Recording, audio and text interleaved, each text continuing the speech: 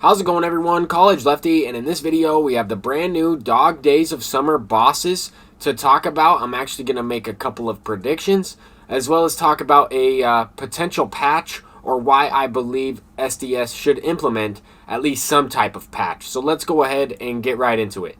Now, the first thing I want to mention is there's a good chance at the time you're watching this video that MLB The Show developers have tweeted out a second clue for the second boss.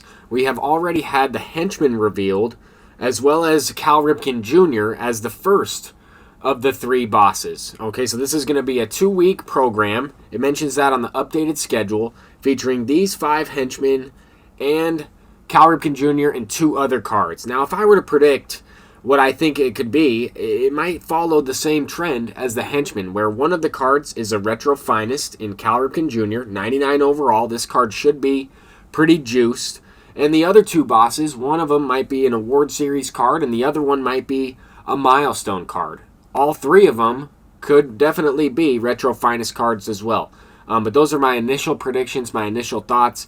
I'm going to go ahead and link a tweet in the comment section down below as long as SDS has revealed a clue. There's a good chance when you're watching this video that I'm on my way to work and I'll be teaching in the classroom at the time I would normally be working on a video if I was home talking about the most recent clue and the most recent content. So that's kind of where I've been while they're going over some of these clues. I did put out a tweet earlier today, or I guess yesterday when you're watching this video. I put out a tweet talking about the fact that it would be Cal Ripken Jr. So make sure to follow me over on Twitter if you haven't already.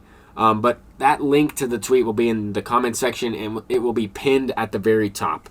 We have had a couple of really good Cal Ripken Jr. cards in years past. I want to say in MLB The Show 16, maybe it was 17. Cal Ripken was probably the best shortstop in terms of all around and in terms of power. I think it was 16. But he also had a pretty good home run derby card. The home run derby card was multiple years after that retro finest card that we're about to get. But I'm hoping they really juice his power. I'm hoping that they make him a really good shortstop option. But as far as predicting the other 2 bosses, I've been talking about Bob Gibson and Lou Brock. I don't think we're going to get 2 players from the Cardinals. But I am expecting that these 2 guys get an upgrade pretty soon. And it would kind of make sense to go with a pitcher and an outfielder to follow up with Cal Ripken Jr. But I don't think both of these guys will be from the Cardinals, so I'm not really sure about some of these predictions. But I wanted to include them once again, and it's not really fair for me to predict the same guys over and over again until I get one right or whatever. I wouldn't count this as a correct prediction.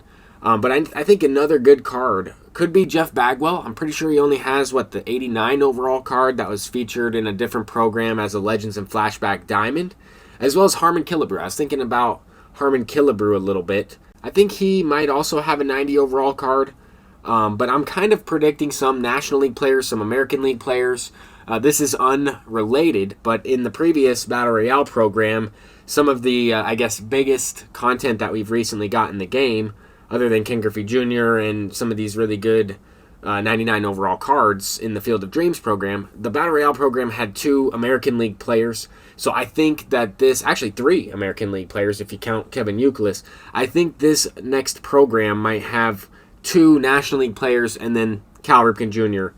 featured as the 3rd boss. I might be overthinking it a little bit, but I always like to explain why I'm predicting certain cards. Lou Brock, I definitely think would be at a 99 overall. I think all 3 of these bosses will be at a 99 overall. The only reason I'm saying that is because he was a 97. And I know at the beginning of the video, I was talking about a potential patch, or at least some of my thoughts on why I think they should patch the game. That is what the community is looking for. I know they have the feedback. I don't think they have to patch every single thing going on in the game, but I think they should maybe pick one thing and really try to work on it, really try to maybe work on the fact that when using players with long hair on Xbox, it makes the game lag. I think maybe if they work on something specific, that is what the people are looking for, just maybe one improvement. And I think part of the reason why they haven't really implemented much gameplay patches or things to fine-tune the gameplay in this game is specifically because they might be afraid to mess up more than just fixing one thing, right? Mess up multiple things while trying to fix one thing could cause further issues. I don't necessarily know, but I think it would be perfect timing right now, sometime this week, to post some type of small gameplay patch, whether it's just we understand the feedback in terms of the hitting engine. We are going to assess the amount of foul balls we see on maybe all-star difficulty. Or maybe that's not a good idea. Maybe we try and work on something maybe a little bit more serious. Some of the desync that takes place between certain players, where one person is seeing, a guy making a diving catch and the guy's glitching to the ball, and the other person just sees a guy warping across the field and making the play, or tagging a runner out of nowhere, or just little things like that take place.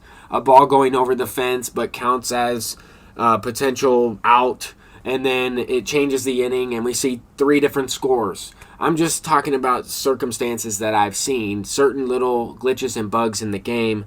Maybe working on bunt defense, the fact that you can bunt for a base hit with a lot of players even though they might not have a good bunting attribute or above 65 speed, just because some of the fielding animations from first base, from the pitcher, they take forever and they don't necessarily throw the ball. I'm just talking about little things, small improvements. I'm a huge fan of the game. I love the game, and I'm going to continue playing MLB The Show. And once again, these are just some of my thoughts. I haven't necessarily been extremely critical of the game this year. I've just had fun with it for what it is.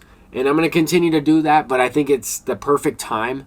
If we're going to implement some type of change, now is the perfect time because there are other things going on in the competitive sports gaming world. That's going to do it for this video. I'm College Lefty, and until next time, peace out.